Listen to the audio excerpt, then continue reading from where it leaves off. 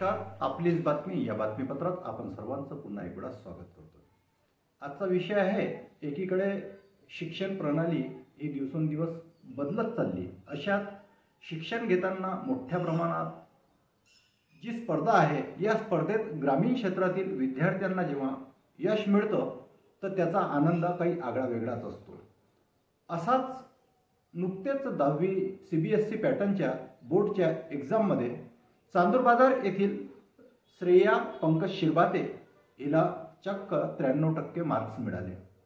आणि 93% मार्क्स मिळताना पोद्दार इंटरनॅशनल स्कूलमध्ये ज्या स्पर्धा असतात त्या ठिकाणचं जे शिक्षण असतं, अशा शिक्षणाला समोर जात त्या स्पर्धेत आपलं भविष्य उज्ज्वल करताना श्रेयाने खूप मेहनत घेतली असावी।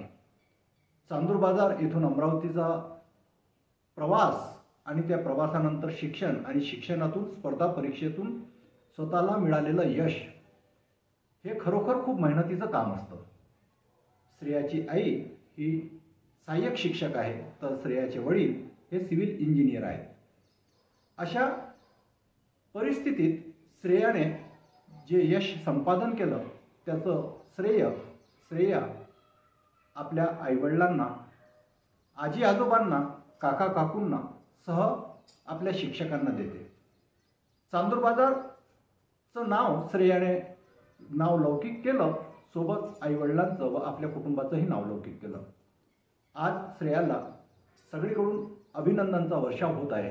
अशात आपलीच बातमी या टीमतर्फे सुद्धा आम्ही श्रेयाचं खूप अभिनंदन करतो। या बातमीत या ठिकाणीच थांबतो। जय हिंद, जय महाराष्ट्र।